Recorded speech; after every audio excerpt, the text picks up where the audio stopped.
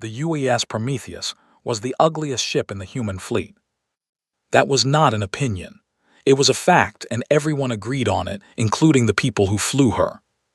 She was 800 meters long, built in 2301, and had been patched so many times her hull looked like a quilt stitched together by someone who hated quilts and had also been blindfolded.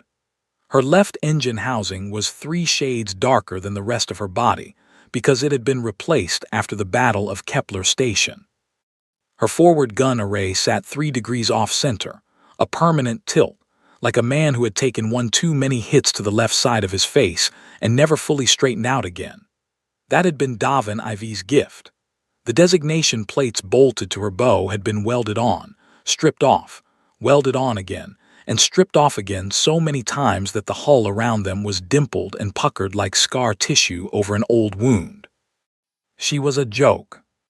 The kind of joke that got told at fleet academies during lectures about decommissioning schedules. The kind of joke that younger officers made quietly among themselves when the Prometheus limped into dry dock for another repair cycle. She had been scheduled for decommissioning 4 separate times in the last 20 years. Each time the paperwork had gotten filed, the new assignment orders had gone out, and then something had happened. A border skirmish, a supply shortage, a budget freeze, and the Prometheus had not been scrapped. She had gone back out instead. Some ships had luck. The Prometheus had something stranger than luck. She had persistence. The dumb, grinding kind that did not know how to stop. Captain Yara Cole stood on the bridge of the Prometheus and looked at the Cavith fleet on her tactical display. There were 41 of them. 41 ships, each one shaped like a crescent blade, each one burning cold blue from their drive cores, each one roughly twice the length of the Prometheus. They hung in the dark of the Aryan corridor like a sentence that had already decided its own ending. Beautiful ships. The kind of ships that made the Prometheus look like a boot someone had found in a gutter. Yara had a cup of coffee in her hand. Real coffee, not the synthesized kind that tasted like hot brown disappointment. She had 12 bags of the real stuff left, packed into her personal locker, rationed out across the 12 days of travel to get here. She had been making them last. She took a sip. It was too hot. She drank it anyway. "They know we're here," said Lieutenant Darrow Osai, her tactical officer. He was 26 years old and had transferred to the Prometheus 8 months ago from the UES Valiant, which was a newer ship and a better posting by every measurable standard. Nobody had ever figured out why he had asked for the transfer. He had never explained it and nobody had pushed him on it, because on the Prometheus, you did not ask people why they were there. You just accepted that they were. "They knew we were here before we arrived," Yara said. "Their flagship is adjusting its position." "I see it." The Cavith flagship was called the Dominion's Word. It was 1,600 meters long. It had weapon systems that could crack open a moon along its fault lines and watch it split apart like an egg. It carried a crew of 4,000 and was commanded by a being named Threshamak, who had personally overseen the end of 3 spacefaring species that had declined the Dominion's offer of integration. Not conquered, not occupied, ended. The records of those species still existed in Cavith archives, filed under a category that translated, roughly, as resolved matters. 3 species. Gone. Yara took another sip of coffee. The Cavith ultimatum had arrived 16 days ago. It had not been phrased like a threat. It had been phrased like a favor, which was somehow worse. The Dominion was extending to humanity the great honor of integration.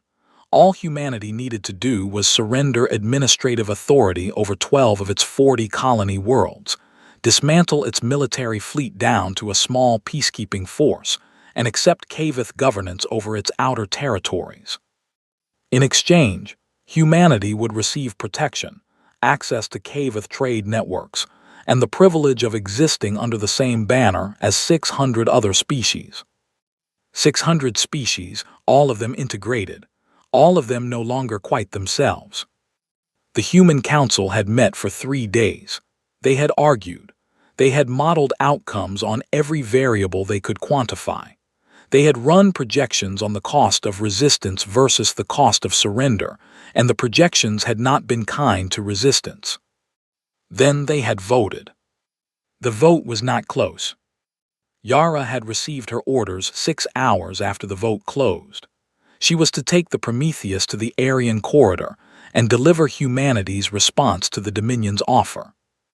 Her orders did not need to specify what that response was. The Council had not sent her out here with a white flag. She looked at the 41 Crescent ships, burning cold blue in her display. Then she looked at her own.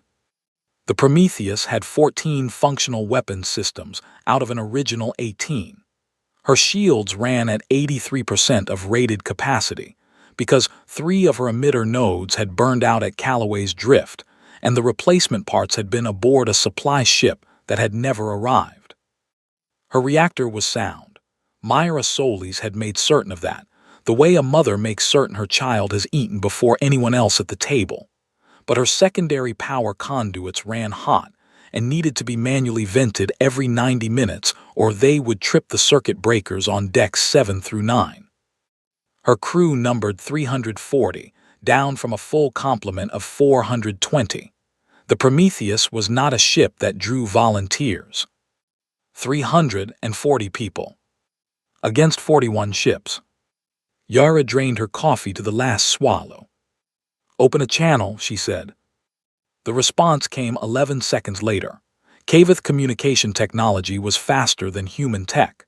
Most Kavith technology was faster, denser, more efficient. They had been traveling between stars for 600 years before humanity had figured out how to leave its own solar system. They had a head start of 6 centuries, and they wore it the way old money wears its age, not loudly, just permanently present in every room. The face that appeared on Yara's screen was not Threshamek. It was Veth-Sa, the Dominion's lead translator. The Kavith resembled a praying mantis that had studied human body language carefully and applied about 70% of the lessons. 4 arms, 2 of which did most of the talking in their gesture language. A head too wide for a human face, eyes spaced far apart and flat as coins. Robes the color of dried blood, perfectly composed. "Captain," Veth-Sa said, in English so clean it had no accent at all, "we expected more ships." "We brought what we needed," Yara said. Veth-Sa's upper arms moved in a small, precise gesture. The translation chip behind Yara's left ear rendered it as amusement. "One ship, and this ship," the arms moved again. "Our records show the Prometheus has been in active service for 86 years. She has been heavily damaged on 6 occasions, destroyed twice." "Heavily damaged," Yara said, "not destroyed." "The distinction seems thin from where I stand."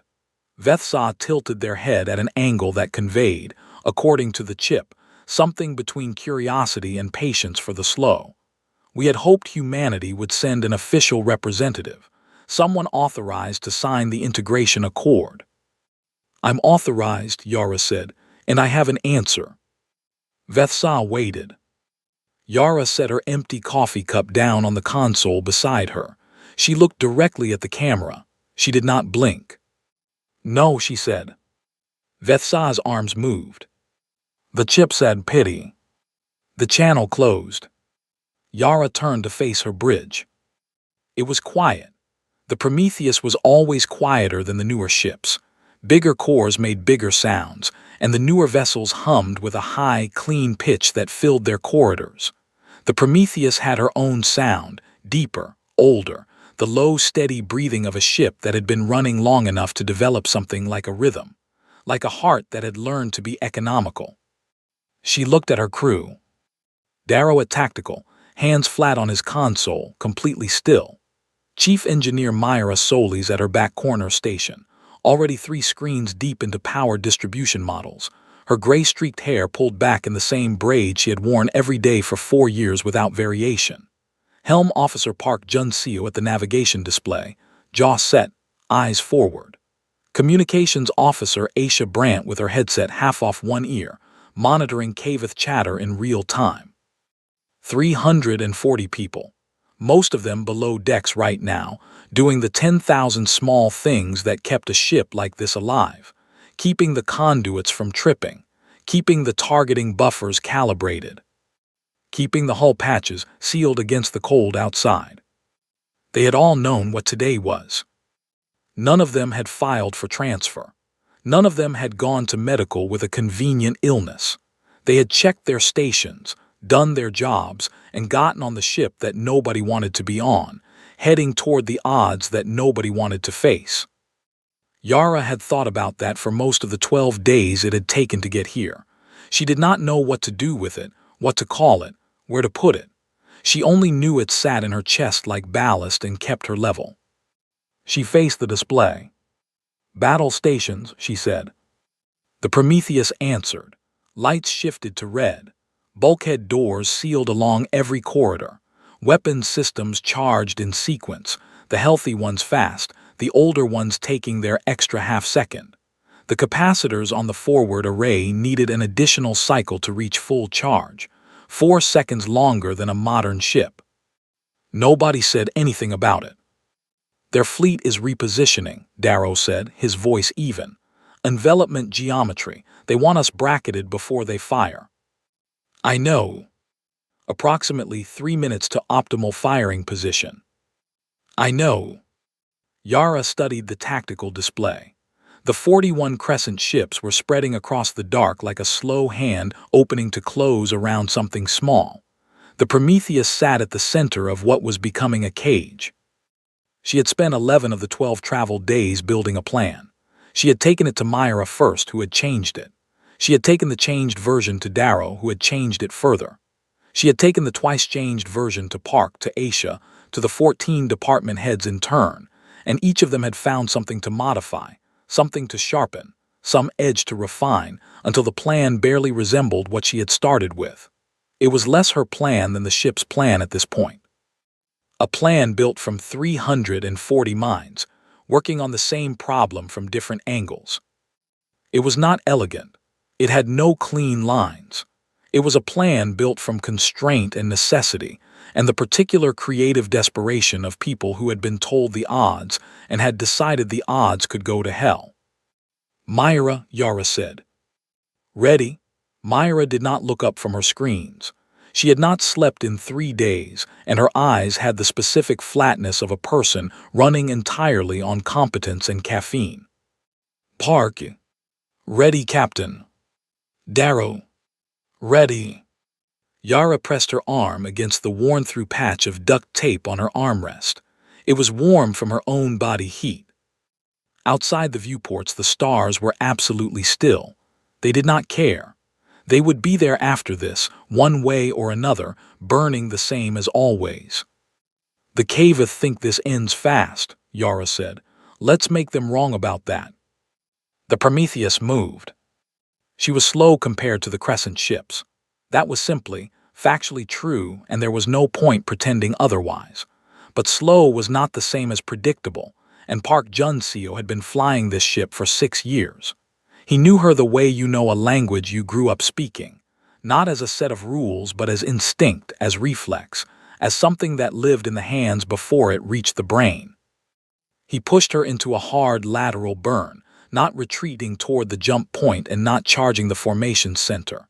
He took her sideways, at a diagonal angle that the Caveth geometry had not fully weighted, because it was not the rational move. The rational moves were retreat or charge. This was neither. The Prometheus slid sideways through the dark like a bar fight, spilling in an unexpected direction. The first Caveth volley came in exactly where Yara had calculated it would, based on the arc of their formation spread. It caught the Prometheus across the rear port quarter, and her shields absorbed it with the sound, felt more than heard, of a deep bell struck once through the hull. 83%. Down to 71. The ship shuddered. On a lower deck, someone dropped something metal. It rang against the floor, one clean note, and was gone. "Shields holding," Darrow said. "Return fire, Delta and Epsilon full spread." The Prometheus fired. Her guns were old. Her targeting software was 3 version cycles behind standard, because the current update crashed in deep space cold, and Myra had eventually told Fleet Command to keep their update. and Fleet Command had sent back a formal reprimand, and the old software had stayed because it worked. It worked because Myra knew every quirk of it and had manually recalibrated the targeting buffers twice a year for 4 years running. The spread hit Cavith ship Delta across its forward crescent. Delta's shields held. Of course they held. Cavith's shields were very good. But Cavith's shields were engineered to absorb energy in predictable geometric vectors, and the Prometheus's guns fired in slightly wrong directions because of the 3-degree offset on the forward array, and some of the shots arrived from angles that Delta's emitter geometry had not been built to handle at full efficiency. Delta's port bow shield flickered. Just once, less than a second. "Noted," Darrow said quietly. He was already recording it. The second Cavith volley came and Park rolled the Prometheus through a full 360-degree rotation. Not the optimal maneuver by any conventional measure, but the fastest way to bring her ventral shields to bear, and the ventral shields were still at 91% because they had not taken a hit yet. The bridge tilted. Gravity compensators caught most of it. Yara's empty coffee cup slid off the console. It hit the floor. She did not look at it. She was looking at the display, where 41 blue icons moved and adjusted and recalculated, their formation tightening like a fist. They were good. They were very, very good. And they were slightly confused. Not badly, not visibly. But the Prometheus was not following the predicted behavior model, and that small confusion was costing the Cavith commander roughly 2 seconds per decision cycle as he updated his calculations. 2 seconds. Over a long engagement, 2 seconds per cycle was the difference between an equation that closed and one that didn't. Yara's plan was not a plan to win a battle. It was a plan to survive long enough for the battle to become something the Cavith Dominion, in 600 years of expansion, had never encountered before. "Myra," she said. 60%, Myra answered. She knew what was being asked. "Give me 8 more minutes." "You have 6. A pause. "I'll need another coffee." Someone on the bridge laughed. Short. Cut off. The Prometheus took another hit and the lights dipped and came back and she was still moving. In the flagship Dominion's word, Commander Threshamak watched the engagement data and felt the first small cousin of concern settle at the base of his secondary thought cluster. Not worry. He had not felt genuine worry since his campaign against the Dorathi Collective 40 years ago. This was smaller than that. A tightening. A slight wrongness in the data. The human ship was damaged. Its shields were falling. Its weapons were imprecise. By the mathematics of fleet engagement, it should have been debris twice over. It was not debris. It kept moving. It kept doing things that did not fit the model, rolling completely over like a creature shaking water from its coat, firing spreads that were technically inaccurate but finding gaps in his ships, defenses that his own tactical scans hadn't flagged, moving in ways that sacrificed efficiency for unpredictability. Thresh had ended 3 species and won 17 fleet engagements. He had never lost. He watched the Prometheus eat another volley and keep moving. "Increase pressure," he said.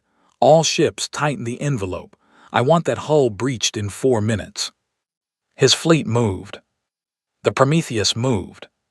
Still moving. Still there, the Cavith fired in waves. That was their standard doctrine. Darrow had spent 3 months studying it from every intercept and stolen data file that human intelligence had managed to collect over the past decade. The Dominion did not believe in single massive strikes. They believed in pressure, in the steady, mathematical accumulation of damage across time, each volley softening a target slightly more than the last, until the defense curve crossed the damage threshold and the fight was simply over. It was elegant. It was efficient. It had worked on every enemy the Cavith had ever fought. The Prometheus had been absorbing that pressure for 11 minutes. She was not elegant about it. Every hit pushed her sideways and Park corrected, and the correction burned fuel and time, and then another hit came in and he corrected again. She was taking damage in a rhythm now, port shields, starboard shields poured again, because the Cavith were methodical and their formation had settled into a rotation that was tightening her options down to a shrinking corridor of space. Her shield percentage was climbing down the numbers like a man, descending a ladder one careful rung at a time. 64%. They're smart, Darrow said. He did not sound afraid. He sounded like a man reading a weather report about bad weather he had already prepared for. Tell me something I didn't know, Yara said. Their second-rank ships are angling to cut off our retreat vector to the jump point. Good. Darrow turned to look at her. We don't want the jump point, she said. We want them focused on the jump point. Keep firing at Delta, same angle as before. Delta's repaired that shield gap. I know, fire anyway. Darrow turned back to his console. He fired anyway. The Prometheus's guns spoke in the old language they had always spoken, not the clean, precise voice of newer weapons, but something rougher, more insistent. Delta's shields held, but their emitters shifted slightly to compensate for the angle, the way a fighter shifts his guard toward the hand that keeps hitting him, which meant their emitters shifted away from something else. Myra, Yara said. 78%, Myra said. 5 minutes. 4. A sound from the back of the bridge, not quite a word. 4 minutes, Myra. Fine, a pause, fine. 3 decks below the bridge, in the engineering section that occupied the entire mid-spine of the Prometheus, Chief Engineer Myra Solis was doing 3 things at once. She was monitoring the secondary power conduits, which were running at 140% of standard temperature, because she had rerouted power from the ventilation systems on decks 4 through 6, and the extra load was making the conduits sweat. She was directing her team of 14 engineers in real time, each of them at a different critical station, each of them receiving her instructions through their earpieces in the calm, clipped shorthand she had developed over years of working with people in loud, dangerous places. And she was putting the last calibrations on the thing she had spent 4 months building in the back corner of the engineering bay, behind the secondary coolant tanks, in the space that was technically classified as spare parts storage, but had not held spare parts since she had quietly emptied it out. The thing did not have an official name yet. Myra called it the reversal, because that was what it did, and because she was an engineer and engineers named things for their function. It was ugly, the same way the Prometheus was ugly. It was built from components that were not supposed to be combined, using principles that 3 separate physicists at the UES engineering corps had told her were theoretically sound but practically impossible, and she had looked at those 3 physicists with the expression she used on conduits that were telling her they couldn't run any hotter and gone ahead anyway. The core idea was simple. The Cavith shield system worked by projecting a coherent energy field around a ship, calibrated to absorb and disperse incoming kinetic and energy-based attacks. It was very good at this. It was so good at it that attacking a Cavith ship with standard human weapons at standard human energy levels was the tactical equivalent of throwing pebbles at a wall of water. The attack just got swallowed. But the shield did not know what it was absorbing. It only knew the vector and the energy level. It dispersed all incoming energy in the same way, regardless of source. Which meant, theoretically, that if you hit a Cavith shield with energy that the shield itself had generated, tuned to exactly the same frequency as the field, the shield would attempt to absorb its own emission. It would try to disperse itself. Theoretically, the 3 physicists had spent 2 weeks explaining to Myra why this was theoretically sound but practically impossible, because you could not capture and re-emit Cavith shield energy without a receiver array tuned to Cavith field frequencies, and you could not tune a receiver array to Cavith field frequencies without a direct scan at close range, and you could not get close range without getting shot, and getting shot would destroy the receiver array. Myra had listened to all of this. Then she had taken the targeting sensors from a decommissioned probe, rebuilt them at 400% sensitivity, mounted them on the exterior of the hull behind the Prometheus's own shield layer, protected, close, pointed outward, and had them recording Cavith field emissions every time a shot came in and hit her ship's shields. Every hit, 11 minutes of hits. She had 4 months of theoretical calibration and 11 minutes of live, real frequency data. The reversal was at 78% ready. She needed 4 more minutes, and she was going to use 3. "Keiko," she said into her earpiece. Her assistant engineer answered instantly, "Ready. Bypass the regulation limiters on conduits 7 through 9. I need that power. That'll run them at 165. They'll trip." "They won't trip," Myra said, "because you're going to be standing right there with your hand on the manual override." A brief silence. "Yes, Chief." The conduits began to run hotter. On the bridge, Yara was keeping the Cavith fleet looking at the wrong thing. It was the oldest trick in any kind of fight. You make someone focus on one hand while the other hand does the work. The difficulty was that the Cavith were not easily fooled. They were experienced. They had fought 100 wars. They had tactical systems that processed 10,000 variables simultaneously and flagged anomalies faster than any human brain could track. But they were also certain. That was the thing about certainty. It was a kind of blindness. The Cavith were certain this fight had one outcome. They were certain the Prometheus was dying, and it was, shields down to 59% now, 2 weapon systems offline from hull damage, 1 crew member in medical, and 2 more with minor injuries from consoles that had blown out under the electromagnetic stress of repeated hits. They were certain that what they were watching was a slow and inevitable process reaching its conclusion. Certain minds stopped looking for surprises.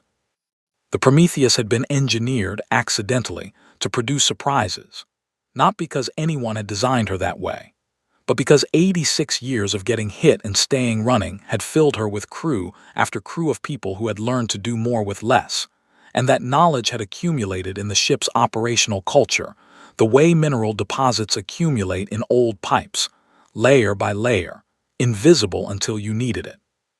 "Their flagship is moving up," Darrow said.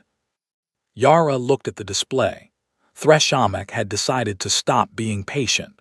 The Dominion's word was advancing through the formation, coming to the front of the engagement arc.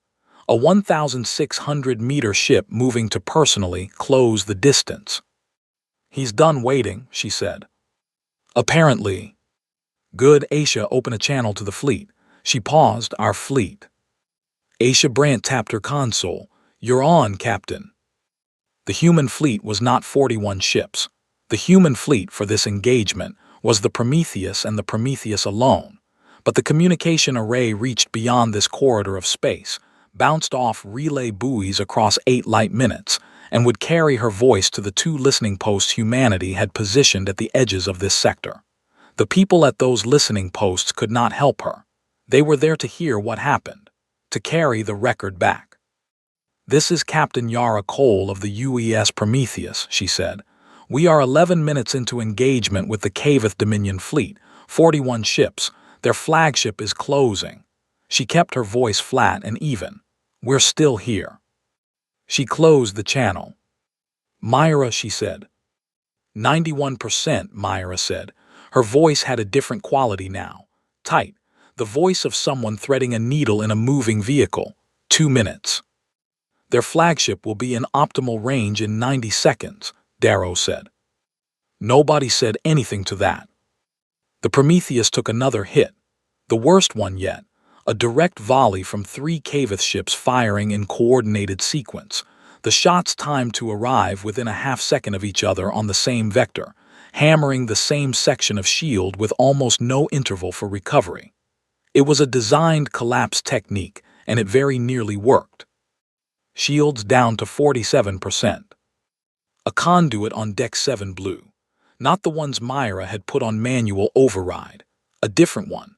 A secondary branch line that had been running at elevated load and had finally given out. The lights on the bridge went to emergency red for 3 seconds before the automatic rerouting kicked in and the standard panels came back on. In those 3 seconds, the bridge was very dark and very quiet. Then the lights returned, and everyone was still at their stations. Park had not taken his hands off the helm controls. Darrow had not moved. Aisha was already talking to damage control. The bridge crew of the UES Prometheus sat in the dark for 3 seconds and kept working. Yara looked at them. She did not say anything. There was nothing to say that would mean more than the fact of them being there. "Their flagship is slowing," Darrow said. "Range 4,000 kilometers. They're going to hit us with the primary battery." The Dominion's word's primary battery could fire a focused beam that had, in previous engagements, cut other ships in half along their spinal axis. Clean, single shot. Threshamak was going to personally finish this. "Myra," Yara said. 98%, a pause that lasted exactly 1 second. "Ready." "Target." "Their flagship," Myra said. "Has to be their flagship. Biggest shield emitter in the formation. Most energy for the reversal to use." Yara looked at the 1,600-meter ship filling the front of her tactical display. The Dominion's word, 4,000 crew, the ship that had ended 3 species. "Park," she said. "Captain, take us directly toward the flagship, full power." The bridge went very still. "Full power," Park said, not a question, not a protest, a confirmation.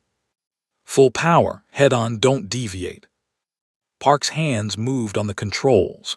The Prometheus stopped her sideways drift and swung her bow directly at the Dominion's word. Her remaining engines fired at maximum. The old ship shuddered along her entire length, a deep, resonant vibration that Yara felt through the armrests of her chair, through the deck plates under her boots, through the walls she could have reached out and touched. The Prometheus had not run at full power in 3 years.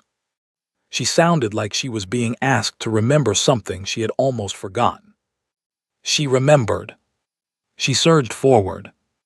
Yara watched the distance counter on her display. 4,000 kilometers. 3,600. 3,200.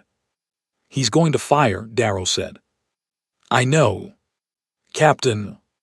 "Myra," Yara said, "on my mark." "Ready." 2,800 kilometers. On the Dominion's word, Threshamak watched the damaged human ship come straight at him at full speed, and felt something he had never felt in 600 years of Dominion warfare. He had no word for it, because his species had not needed one in a very long time. It was the feeling of not being certain. "Fire," he said. The primary battery of the Dominion's word fired. "Mark," Yara said. The reversal fired. What happened in the next 4 seconds was something that Kavith physicists would spend years arguing about. The reversal's receiver array had 11 minutes of Kavith shield frequency data. It had been calibrated to those exact frequencies, not a theoretical approximation, but live measurements from the actual ships in this actual formation on this actual day. When it fired, it did not fire a weapon in any traditional sense. It fired a precise echo. A mirror of the Dominion's word's own shield emission, returned at the exact frequency and phase angle to cause maximum constructive interference with the field itself. The primary battery beam left the Dominion's word. The reversal's emission hit the Dominion's word's shield from outside at the same instant. The shield, encountering energy at its own precise frequency, attempted to absorb and disperse it the way it dispersed everything. It began the dispersal cycle, and then the dispersal cycle encountered the dispersal cycle itself, the field trying to consume its own output, and for 0.3 seconds, the Dominion's word had no shields at all. The primary battery beam, which had been fired from behind that shield, traveled through the gap. The Prometheus's own forward hull took the beam hit directly. She was not in pieces. The shot had lost coherence passing through the 0.3-second shield gap, scattering its energy across a wider dispersion cone than intended. It hit the Prometheus like a hammer instead of a blade. The Prometheus rang like a bell. Shields gone 0%. Hull breach on decks 3 and 4. Emergency bulkhead sealing. Forward gun array offline. 7 crew members down. The medical report was already hitting Darrow's secondary screen. The Prometheus was floating in space, dark and damaged, at 1,800 kilometers from the largest warship in the Kavith fleet. Vethsa's voice came over the channel unsolicited. "Captain Cole, this is over." Yara looked at her display. She looked at the Dominion's word. She looked at the 0.3-second gap that the reversal had opened in the most powerful shield in the Kavith fleet. "Myra," she said. "Already recalibrating," Myra said. Her voice was completely, absolutely calm, the calm of a person who had been waiting their whole career for exactly this moment. "I have their frequency. I have all 41 frequencies. I've had them for 11 minutes. Yara let out a breath. "How long to full recharge?" 40 minutes. The Prometheus drifted, dark, apparently dead. The stars were still and the Kavith fleet closed around her, and Threshamak looked at his tactical display and saw a broken ship going nowhere. He saw exactly what he expected to see.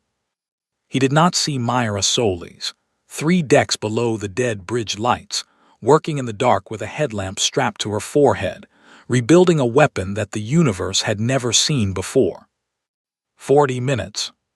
The Prometheus drifted and waited. The Kavith fleet held its formation. This was standard Dominion procedure after disabling a hostile vessel. You did not immediately move in. You maintained your position, kept your weapons charged, and gave the enemy crew time to realize their situation. Time worked on a damaged crew the way water worked on stone, not fast, but thoroughly. Threshamak had seen it many times. The longer a crew sat in a broken ship in the dark, the more clearly they understood that the math had decided against them. Then they talked. Then it was done. He had given the order to hold fire. The Prometheus was not going anywhere. Its engines were cold. The thermal signature had dropped to near zero within 90 seconds of the hit, which meant either the reactor was offline or the crew had cut power deliberately to prevent a cascade failure. Either way, the ship was a 800-meter piece of debris in his formation center, and it would stay that way.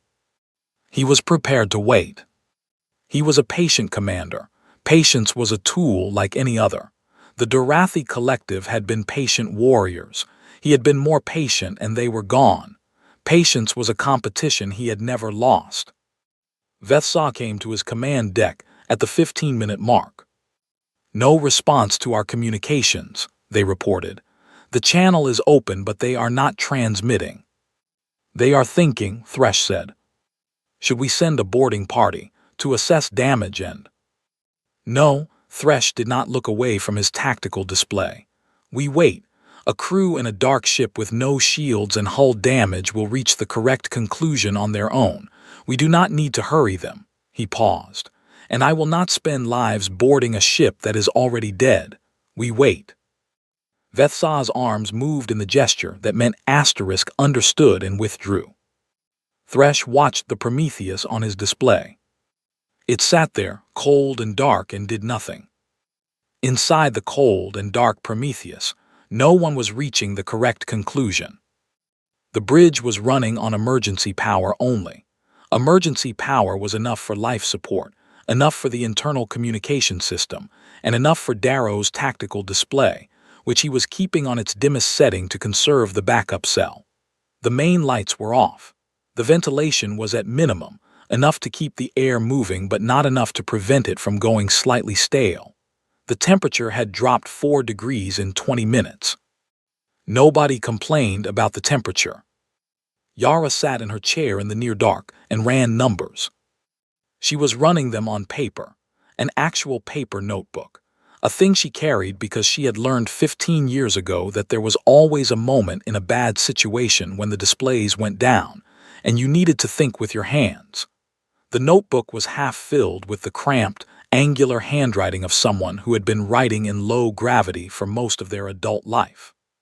She was working through the problem of 41 ships. Not the weapon problem. Myra owned that problem, and you did not go into Myra's territory when Myra was working. But the tactical problem.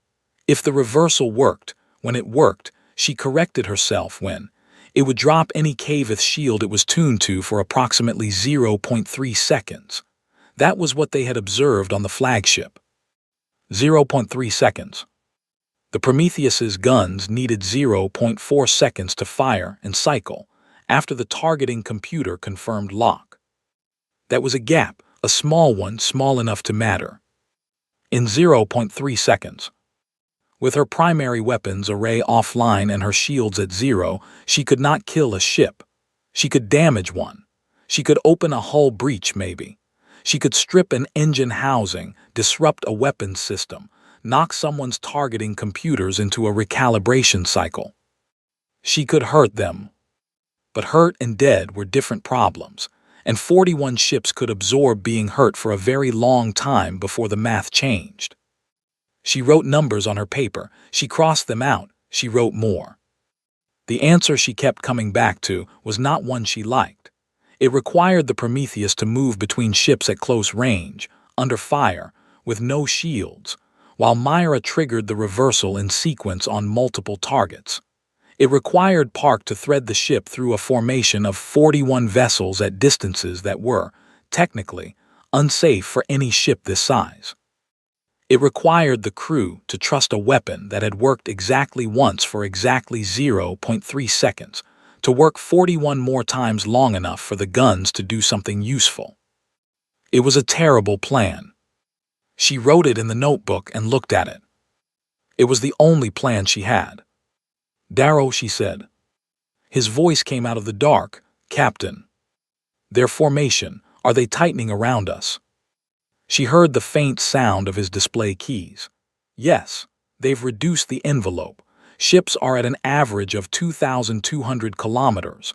The flagship is holding at 1,800. Are they scanning us?" "Continuously, full spectrum. They can see our reactor is cold."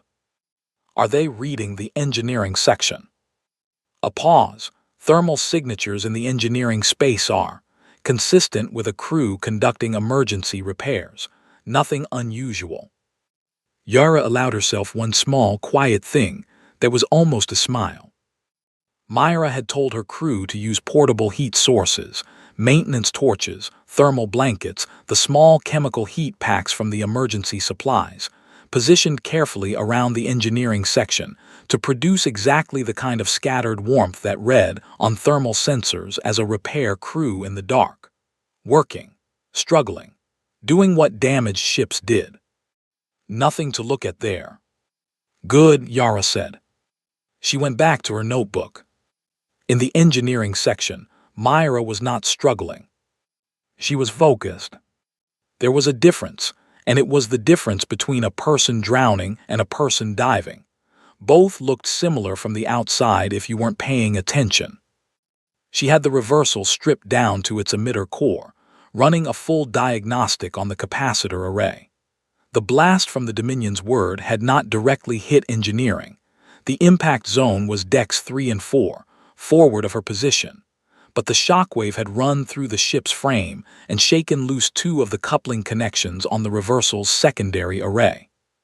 She had found them by touch in the dark, identified the problem, and begun the repair in the same unbroken movement, the way a skilled hand finds the right tool without looking. The primary array was fine, intact. The frequency data was stored and stable. She had 41 target profiles. Every Kavith ship in the formation had been emitting shield energy for 26 minutes, and her sensors had been recording all of it. She had frequency, phase, and amplitude data on every single one of them. What she had built was, she knew, a weapon that should not exist yet. The 3 physicists who had told her it was practically impossible had been right that it was practically impossible with the technology humanity currently possessed. They had run their models on the assumption that you needed purpose-built Kavith frequency emitters to retransmit the captured energy, hardware that humanity had never made and would have taken years to develop.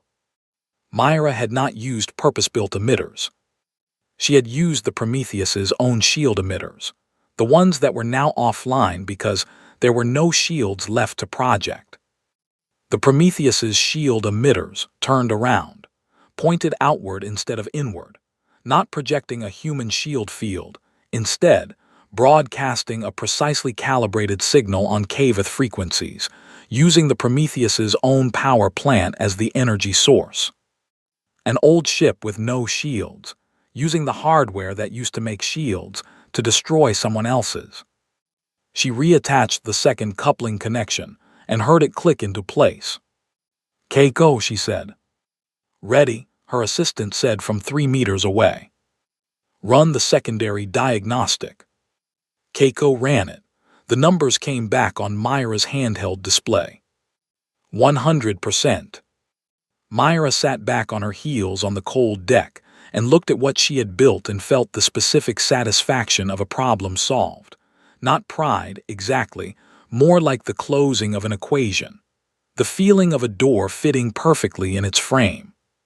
41 targets, she said. Yes. Sequencing them by proximity to the Prometheus, closest ship first. Understood. Tell the captain we're ready. Yara received the message at the 23-minute mark. She had been expecting 35, maybe 40. She had built her plan around 35 minutes. She sat very still for 3 seconds and recalculated. Then she set down her notebook. "All stations," she said into the shipwide comm. "This is the captain." Her voice went everywhere, every deck, every section, the medical bay where 4 crew members were being treated, the hull repair teams that had been working in vacuum suits on the breach sections, the gun crews who had been sitting at their dead weapons in the dark waiting. "You have 2 minutes to reach your stations and be ready. What happens next will happen fast. Do your jobs." She closed the channel. "Park," she said. "Hands on the controls," Park said from the dark beside her. "What I'm about to ask you to do is impossible," she said. "I know. I need you to thread this ship through a Kaveth formation at 1,200 kilometers per hour, while Myra drops their shields and our guns fire into the gaps. You will have less than half a second per target. If you miss a line and we hit one of their ships..." "We die," Park said. "Yes. And if I don't miss..." Yara looked at the dark where his face would be. "Then they do," she said. Park's hands tightened on the controls. "I haven't missed a line in 6 years." "I know," Yara said. "That's why you're sitting there." She turned back to her display. The Prometheus was dead center in the Kaveth formation, 41 ships around her. The Dominion's were 1,800 kilometers ahead, patient, waiting for the conversation that was not coming. "Myra," she said. "Ready." "Darrow." "Weapons ready. Primary array is still offline. 14 secondary systems operational. Targeting buffers calibrated." A pause. "I've been preloading targeting solutions for 23 minutes. Of course he had. "Aisha," she said. "All crew comms open," Aisha said. "I've also got a live feed running to the relay buoys." "Good, I want everyone to hear this." She opened the channel to the relay buoys, to the listening posts 8 light minutes away, to whoever was listening beyond this corridor of dead dark space. "This is Captain Yara Cole, UES Prometheus, declaring engagement with Kaveth Dominion forces, Aryan Corridor. Time, 0947 ship time." She paused, just for a moment. "We're going to see how many of them we can take with us." She closed the buoy channel and looked at Threshamek's ship. She thought about 3 species who had said no and been filed under asterisk resolved matters. She thought about 340 people sitting in a dark ship waiting for her word. She thought about her coffee cup on the floor somewhere in the dark behind her. "Reactor," she said to Myra. "Ready." "Full power." The Prometheus's reactor came back. Not gradually, not carefully. All at once, full ignition, the way a sleeping heart kicks back to life from a defibrillator. Sudden, violent, enormous. Every light on the ship blazed on simultaneously. Every system came online. The engines fired at maximum from a dead stop, and the ship lurched forward like a dog that had been sitting very still for a very long time and had just been told it could run. She charged directly at the Dominion's word. On the bridge of the Dominion's word, every alarm on every console screamed at once. Threshamek had been in the middle of a conversation with Veth-Sa about the timetable for the human crew's surrender.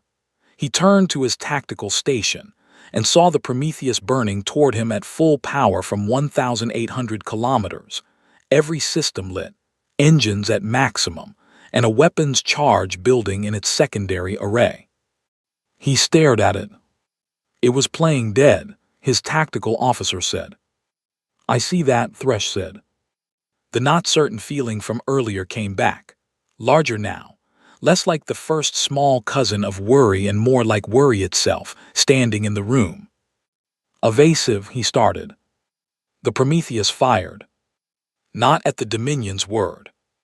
At the ship on the Dominion's word's left flank. Caveth Cruiser Designation 7, which was 900 meters long and had been sitting in a comfortable holding position 2,100 kilometers from the Prometheus's previous dead float position. 7 had not been paying close attention to the Prometheus because the Prometheus had been dead and the Prometheus was not their concern. The reversal signal hit 7's shield emitters at the exact frequency of their own field output. 7's shields dropped. 0.3 seconds. The Prometheus's guns fired in that window.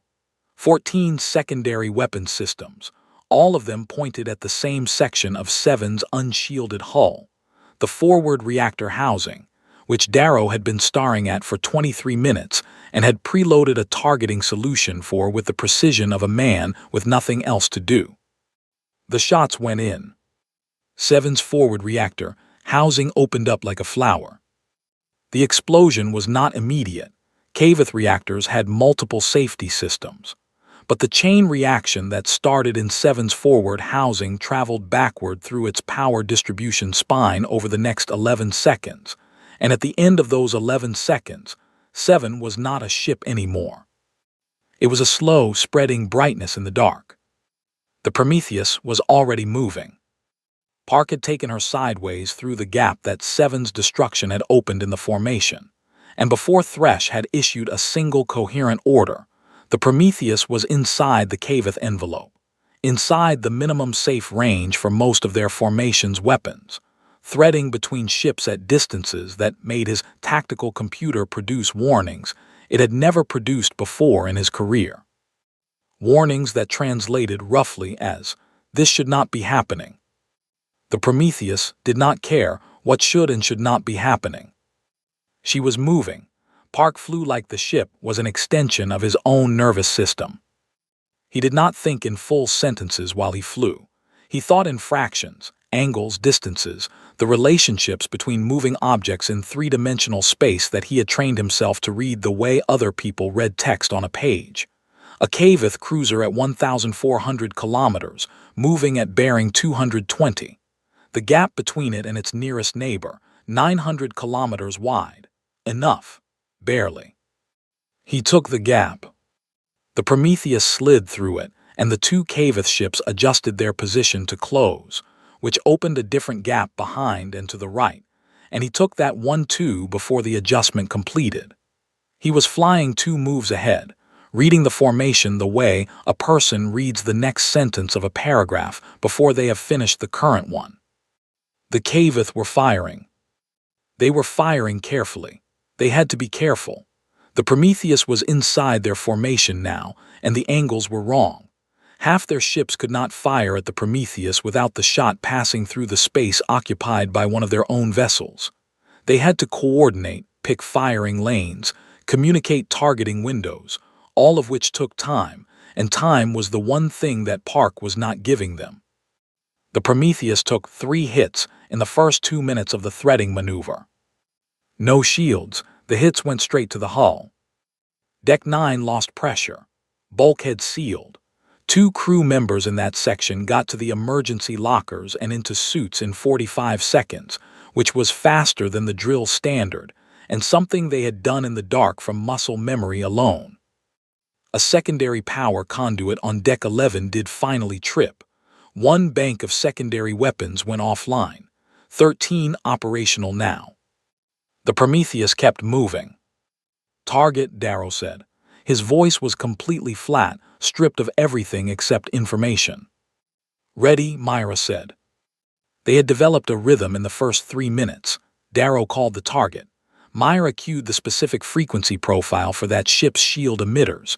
She had 41 profiles loaded in sequence, ranked by proximity, updated in real time as the formation moved. She fired the reversal. Window. Darrow fired into the window. Park was already moving toward the next gap before the result registered. They did not wait to confirm kills. There was no time to confirm kills. They fired into every window the reversal opened and kept moving and found out later what it had done. Later was a concept they were operating on faith. "Target 14, Darrow said. "Frequency loaded," Myra said. "Mark." The reversal fired. Cavith Cruiser 14's shields dropped. The Prometheus's guns spoke into the gap. The same forward section of the reactor housing. The vulnerability Darrow had identified on the very first ship. The weakness that appeared in every Cavith vessel of this class, because they had been built from the same design template and had the same structural logic. The same choices about where to put the power distribution spine. The same elegant and uniform engineering that had never needed to account for someone knowing exactly where to look. 14's forward housing buckled. The Prometheus was gone before the light from the explosion reached them. 6, Darrow said. 6 confirmed. 14 is 7, Park said without looking up. Confirmed after we're clear, Darrow said. It's confirmed, Park said. Nobody argued with him. He was the only one looking at the angles. Threshomek was issuing orders and watching them arrive too late. Every instruction he gave was correct. Every tactical adjustment his fleet made was the right adjustment. The problem was that the right adjustment took between 3 and 7 seconds to execute, and the Prometheus was changing its position every 2 to 4 seconds, and this meant that by the time the adjustment was complete, the Prometheus was no longer where the adjustment had been designed to address. He was fighting a ship that was always somewhere else. In 40 years of commanding fleet engagements, he had never encountered this specific problem. He had encountered courage. He had encountered superior numbers and superior technology. He had encountered desperation tactics, suicide charges, unpredictable movements. He had filed all of them under the same category, variance within expected parameters. This was outside expected parameters. The human ship had no shields. It had taken direct hull hits.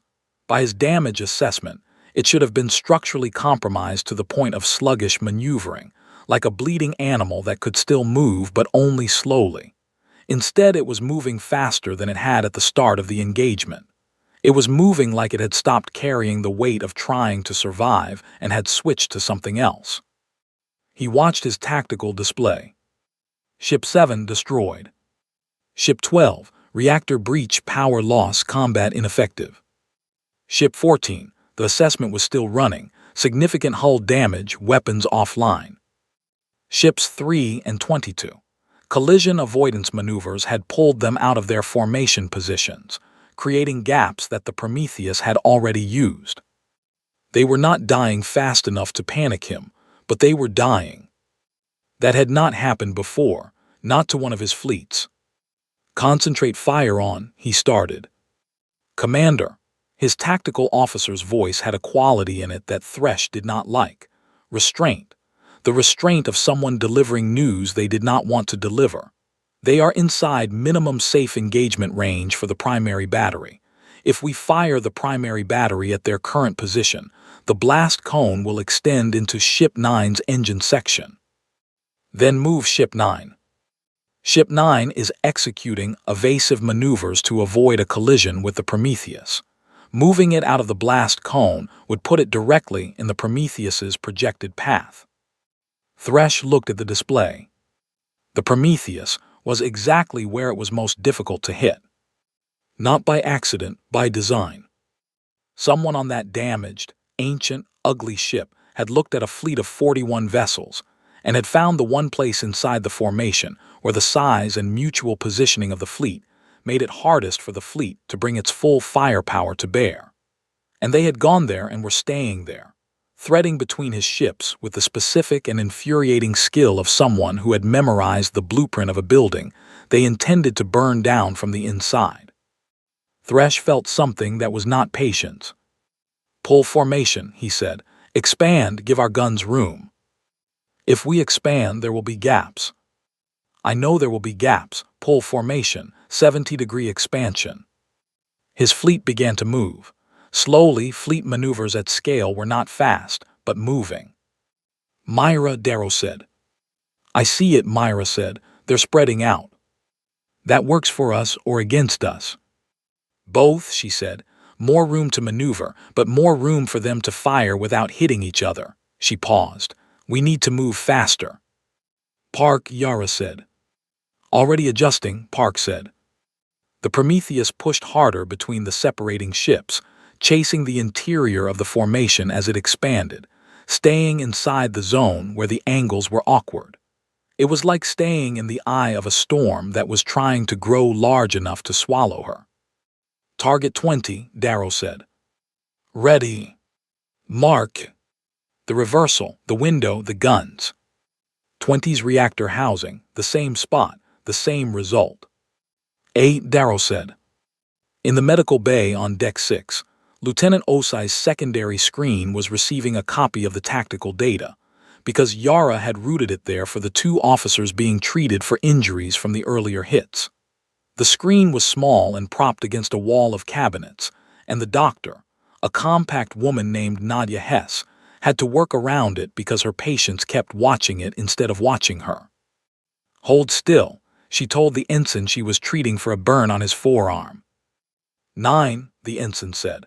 He was watching the counter on the secondary screen. "You'll count everything I'm doing here wrong if you keep looking over there." "They got 9, he said.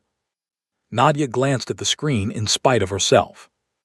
9 confirmed destroyed or combat's ineffective. She pressed the dermal patch onto the ensign's arm and said nothing. 32 minutes into the threading maneuver, the Prometheus had a problem. She was running dry. Not fuel, her reactor was handling the load. Not the reversal, Myra had 41 profiles and had used 11 of them. The problem was the hull. She had taken 14 direct hits with no shields in 32 minutes, and the damage was accumulating in the ship's structural frame the way debt accumulates, slowly, then all at once. 3 sections were sealed behind emergency bulkheads. One engine was at 60% output because its fuel feed line had been damaged and was running on a bypass that Myra had rigged 20 minutes ago and was not confident would hold past the hour mark. 2 gun turrets had been physically destroyed, not just taken offline. The housings were gone, the guns inside them open to vacuum. 11 operational weapon systems. Yara looked at the numbers on her display and did the subtraction. 30 secondary weapon systems at the start. 18 had been working when they entered the corridor. 11 now. "How long before they notice we're slowing down?" she asked. 7 minutes, Darrow said, maybe less. The expansion maneuver was working. The Cavith ships had room to fire now, and they were beginning to land more coordinated hits. The threading was getting harder. Park's hands were moving continuously, in small, constant adjustments, the way a rider adjusts to a horse that has started to stumble. "Myra," Yara said. "I know," Myra said. "How far can you push it?" A long pause, the kind of pause that meant Myra was looking at something she did not entirely like. "The reversal is at 100%, she said. "I can push the emitter output to 150 without a burnout risk. If I do that, the window extends from 0.3 seconds to approximately 0.5 seconds. That's enough for the primary array if we get it back online." "If," Myra said. The word was doing a lot of weight. "How long for the primary array?" "The targeting computer is intact. The physical array itself, 2 of the 4 gun barrels are structurally intact. The other 2 are gone. A pause. With 2 barrels, we lose about 40% of the salvo volume, but 2 barrels of the primary array put out more energy than all 11 secondary systems combined. Yara ran the math in her head. "How long?" she said again. Myra said, 20 minutes. 20 minutes.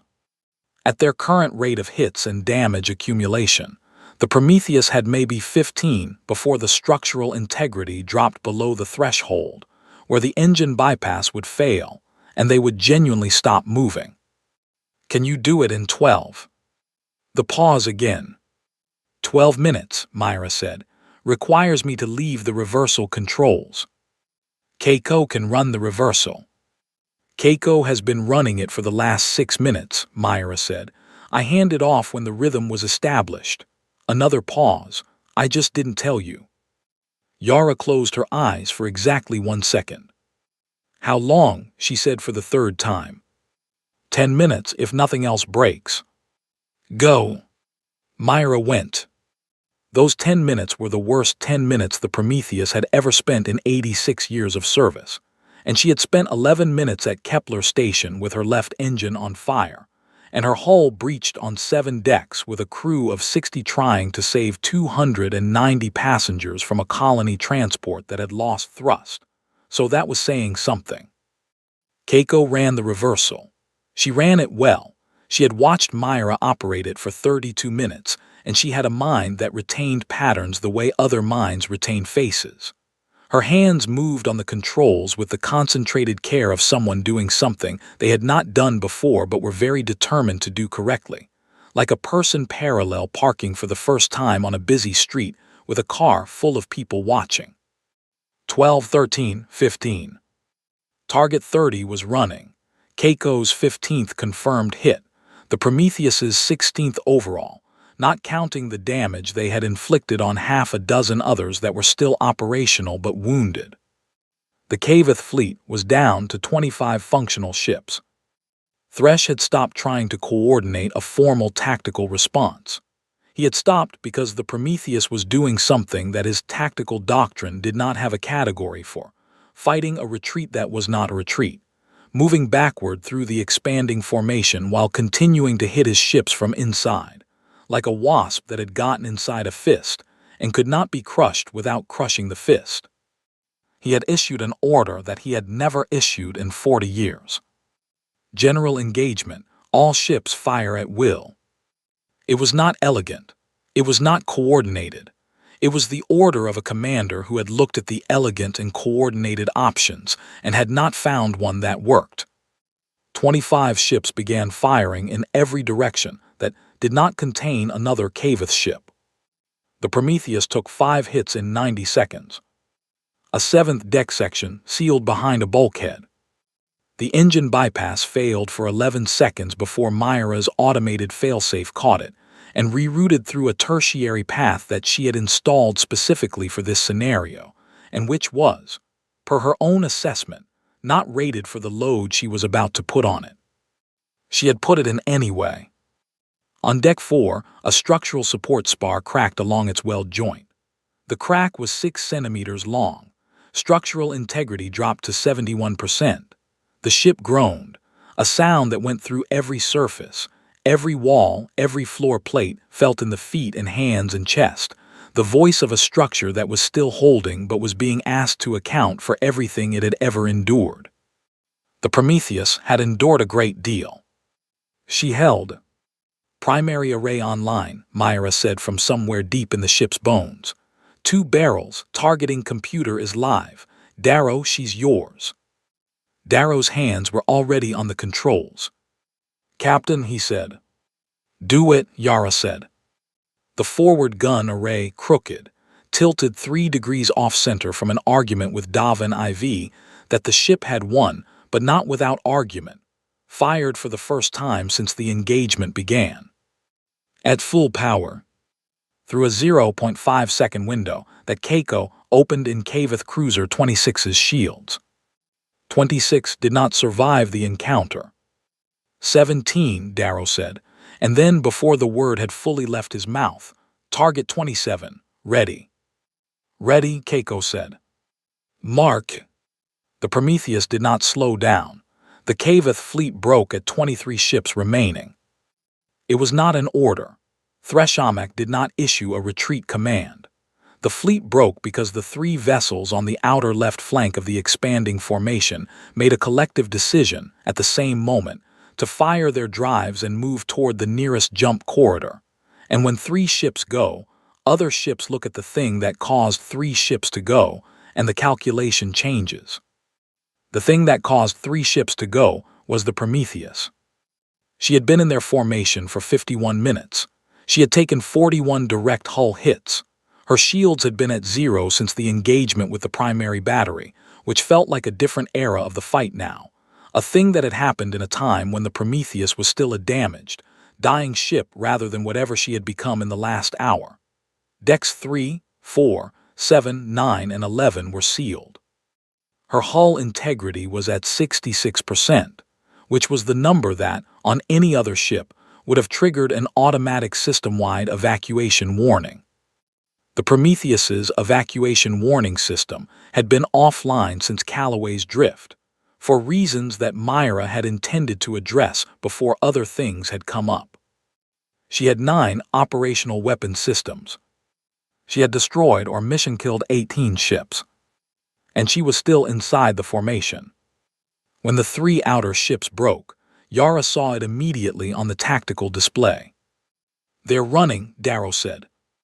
"I see it." 23 left, he paused. 17 combat effective, 6 are damaged but mobile. Yara looked at the display for a long moment. 23 ships, 17 that could still fight properly. The Prometheus had 9 guns, a primary array running on 2 barrels, hull integrity that the structural monitoring system had given up trying to assess accurately, and an engine tertiary bypass that was, in Myra's current estimate, about 40 minutes from catastrophic failure. The math had not resolved in humanity's favor, not by any clean accounting. But the math had changed. "Park," she said. "Captain, get us to the edge of their formation. Keep the gaps wide." "Moving." The Prometheus came out of the interior of the Kavith envelope for the first time in 51 minutes, sliding toward the outer formation boundary.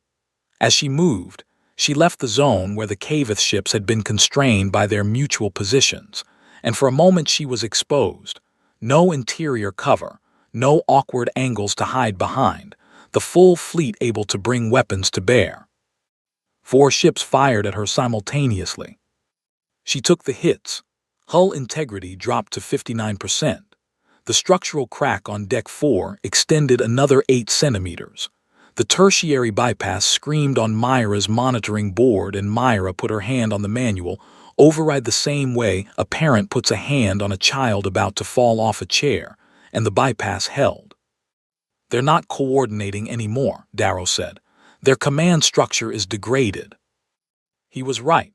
Threshomak's general engagement order had broken the formation's coherence, and losing 18 ships in 51 minutes had broken something else, some confidence in the underlying premise of the engagement that had kept the fleet operating as a unified body. Individual captains were making individual decisions now. Some were holding position. Some were angling toward escape vectors. 2 were actually moving toward the Prometheus, which was either courageous or had not yet received the information that courageous was not enough in this fight. "Target incoming," Darrow said. He meant the 2 advancing ships. "Range 1,800. "Myra," Yara said. "Ready," Keiko said. Myra was in the hull somewhere doing things with the secondary power grid that she had not explained to anyone, because there was no time to explain. "Take the closer one first," Yara said to Darrow. Darrow took the closer one first. The primary array fired through the window. The Kavith cruiser lost its forward half. The second cruiser broke off its approach and moved away at maximum acceleration. 19, Darrow said. "Tell them," Yara said to Aisha. Aisha opened the Kavith channel. "This is Captain Cole," Yara said. "Prometheus, you have 19 destroyed or combat ineffective." She kept her voice at the same flat, even pitch she had used for every transmission today. Not angry, not triumphant, just a person giving a report. "You are going to keep losing ships until you leave this corridor. I suggest you do that now." She closed the channel. Threshamek heard the transmission and did not respond. He was standing at his tactical station. He had stood for the last 40 minutes because sitting had started to feel wrong, looking at a display that had gone from 41 blue icons to 19. The 19 that remained were scattered. 2 were in active retreat. 3 were maneuvering to cover gaps the lost ships had left. His fleet no longer looked like a fleet. It looked like what was left of one.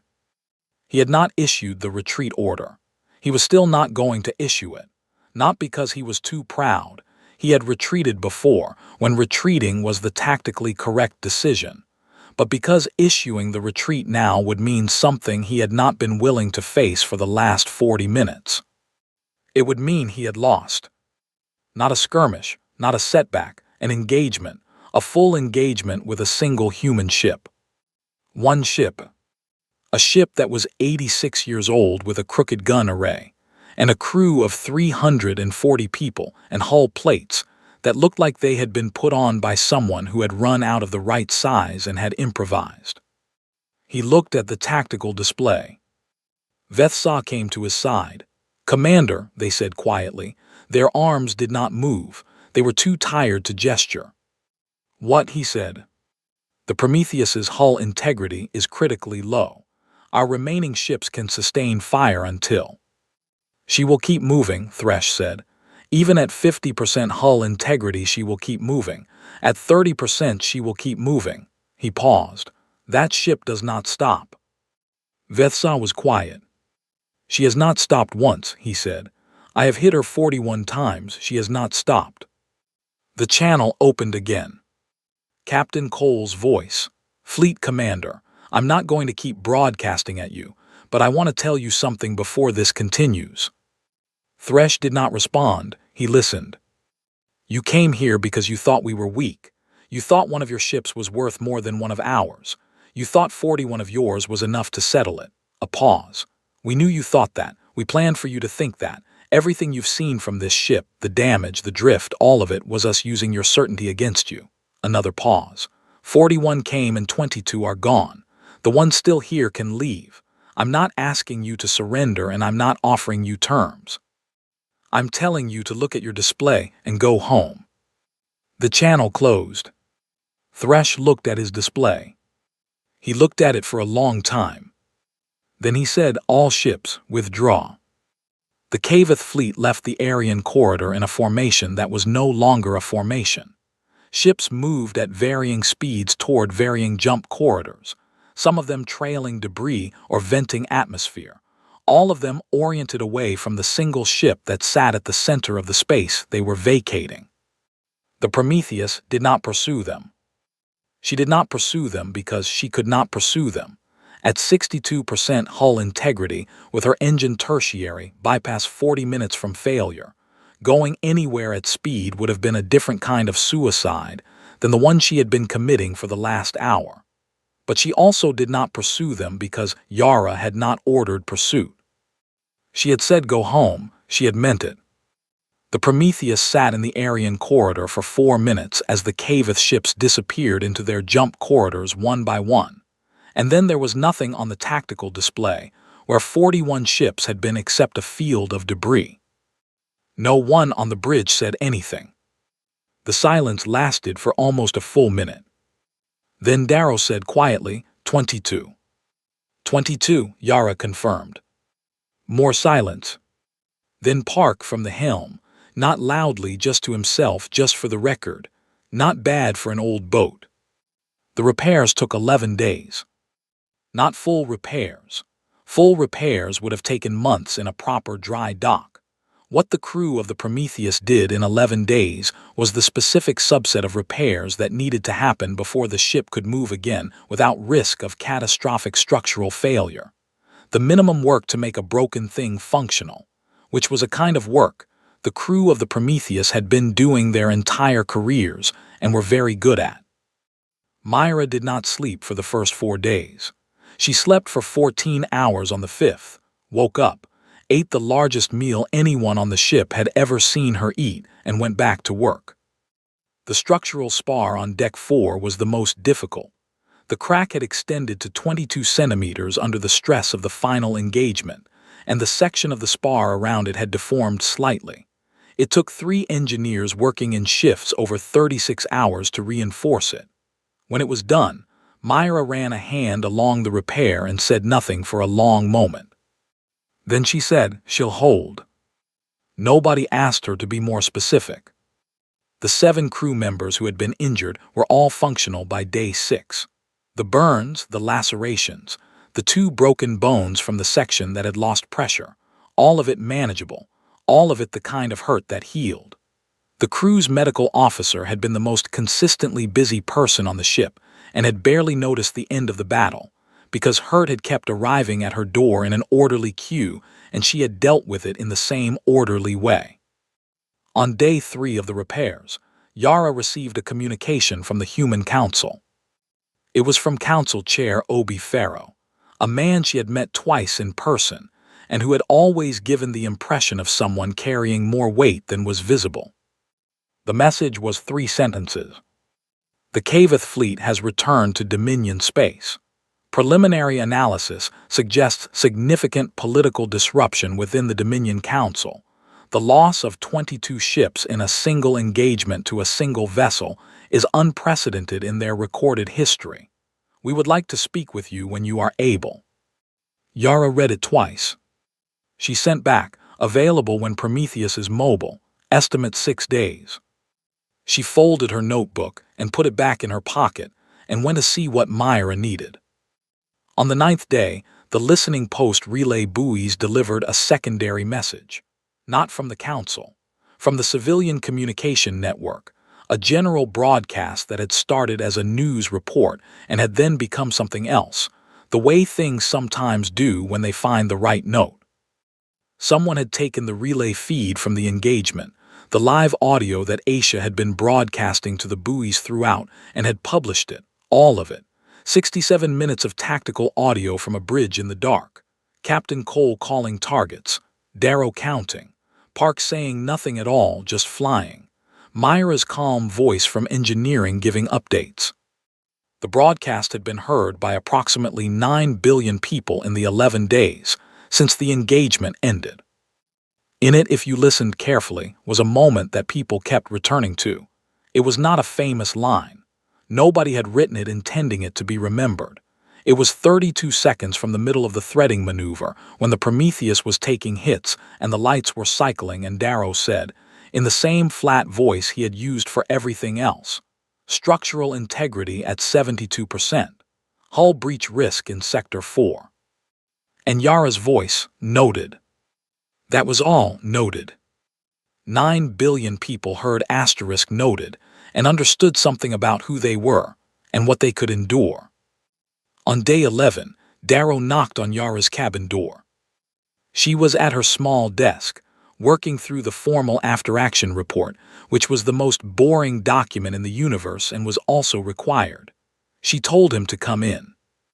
He stood in the door. He had a cup of coffee, real coffee from his own supply, she noted. She had not known he kept any. "I've been thinking," he said. "About what?" "About why I transferred to this ship." She waited. "I've been trying to find the right way to say it for 8 months. He looked at the coffee cup. "I think what I knew when I was on the Valiant was that the newer ships were very good at doing expected things. The Valiant had better guns and better shields and faster systems and better odds in any scenario the tactical models could build." He paused. "I just kept thinking that the scenarios the models couldn't build were the ones that were going to matter." Yara looked at him. "And the Prometheus seemed like a ship that had been living outside the models for a long time," he said. "And I thought the people who flew her probably knew how." He put the coffee cup on her desk. "That's why I transferred," he said. He left. Yara looked at the coffee. She picked it up. It was the right temperature. Outside the viewport of her small cabin, the Aryan corridor was dark and empty and perfectly still. The debris field from the battle was too scattered to see from here, just the dark, and the stars burning in it the same as always. The Prometheus hummed around her, that deep, old sound, the sound of a ship that had been running so long it had developed something like a heartbeat. Yara drank the coffee. 2 weeks later, the Dominion's word returned to the Aryan corridor. Not with a fleet, not with weapons charged. It came alone, moving slowly, and it broadcast its approach on the open channel 40 minutes before it arrived. Threshamek's voice in Kavith, translated by the chip behind Yara's ear. He was requesting a meeting. Yara looked at the single ship on her tactical display. The flagship that had fired the shot that had nearly cut the Prometheus in half. 1,600 meters of the most advanced military technology in explored space, sitting 60 kilometers away, waiting. She thought about 3 species filed under asterisk resolved matters. She thought about 340 people who had sat in a dark ship and kept working. She opened the channel. "Commander," she said. "Captain Cole." His voice was different from the recording she had heard before the battle. The crisp certainty was gone. What was left was something older, a voice that had been somewhere it had not expected and had not fully come back from it. "I am here in an unofficial capacity. The Dominion Council does not know I have come. I came because I needed to see you." "You're seeing me," Yara said. A pause. "I have fought 34 fleet engagements," he said. "I have fought species that were more advanced than you. I have fought species that had numerical advantage. I have never lost a fleet engagement." Another pause. "I want to understand what you did." Yara thought about how to answer that for a moment. She looked around the bridge, Darrow at his station, Park at the helm, Aisha with her headset on monitoring, the repaired consoles, the patched hull, the duct tape on the armrest, the whole beloved, ugly, battered reality of the place she had commanded for 7 years. "We didn't do anything complicated," she said. "You destroyed 22 of my ships. We took everything you knew about us and used it. You knew we were slow. You knew we were old. You knew our ship was damaged." She paused. "You knew exactly what we were. You just didn't know what we would do with it." Silence on the channel. "I have 600 years of records," Thresh said. "Every species the Dominion has encountered, every engagement, every outcome." A pause that lasted a long time. "I do not have a category for the Prometheus." "Make one," Yara said. "You're going to need it." She closed the channel. She sat in her chair for a moment. The duct tape was warm under her arm. Then she picked up her notebook and opened it to a clean page and went back to the after-action report, which was still the most boring document in the universe. The Prometheus hummed. "Still here. Still moving."